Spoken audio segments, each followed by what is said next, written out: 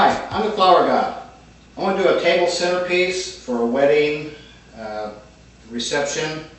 We use Tangabanga roses, almost a bubblegum pink, calla lilies, gladiolus foliage. I'm going to show you a little bit you can do with your rose petals that you've taken off. A little bit of ivy. We're going to use some colored marbles. And this is just going to give the water that watery look. Add a little bit to it. This could be placed on a table for your wedding reception. I'm going to start off with a little bit of the foliage. We're going to do a real high style, but yet you can still see through it. And then we're going to pave the roses around the bottom. I've taken a frog I placed into, this is called a plastic dish. I've glued a frog to it, and that's the needles that's going to hold your flowers.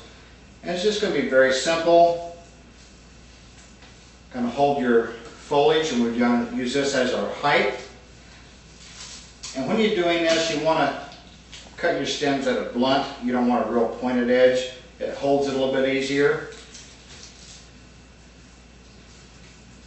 And even with this, you know some of the foliage has been bent and curled. It just adds a little more accent to it. Gives that little flow. Now we're going to take our calla lilies. I'm going to start off real high. We're going to have this placed where it goes all the way around. This is just like if you're out in a pond and you have the lilies coming up out of the pond. Going to give it that look. And this gives it an openness at the top. And you don't need a lot, just enough. What I'm doing, I'm stepping down just a little bit as I go. It almost looks like it's growing out in a garden. Now I'm going to take some ivy leaves. Now these are fairly large. I'm just going to kind of lay them in here just as an accent. Cut the stems where they'll be down in the water. And it's just going to cover your mechanics like the frog that you have used. And yet it's still going to let the blue of the marbles show through.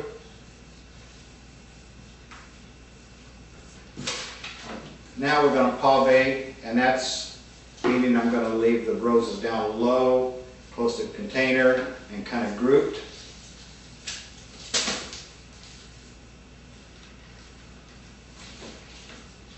And I'm just cutting the stems off real short. Again, kind of leave the stems kind of blunt. That way they stick right into the frog. Now these, there's going to be a couple I'm just going to lay in so they're in the water. Now, see how they're kind of grouped together and low? This is pavane. And we'll do the same thing on the other side.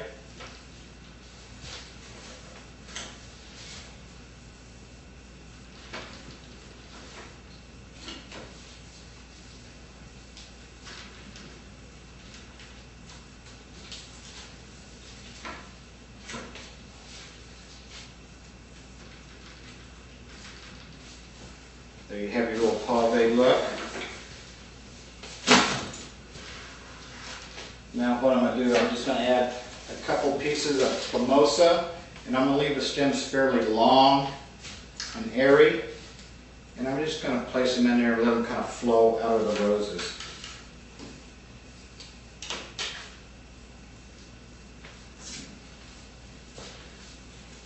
Gives you a little character to it.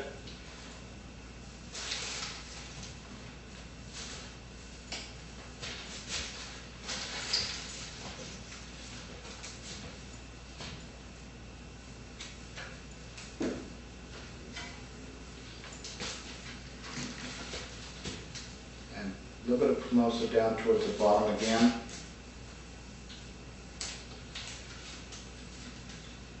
And you don't want these to hang out too far. The reason is this is going to be placed on it as a centerpiece, and you don't want to cover up into somebody's plate or cups. Now what we're going to do is going to be the table centerpiece. If you have any extra roses, or if you pulled the guard petals off, which are the outside petals that are kind of wrinkled and maybe just slightly discolored. And what I've done, I've pulled some of the petals off. I mixed them with some white petals. Now what I'm going to do here, this is a great idea. In between your plates and on the table, just add a little bit of the rose petals. It just adds a little bit of color to it and a little festivity. And by using the pink and the white, I've contrasted with the floral centerpiece.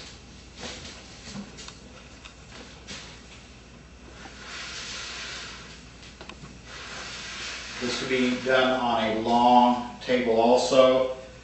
With the rose petals, you just add that long flowing fill from your bouquet. Even though your bouquet is compact, you could add to it.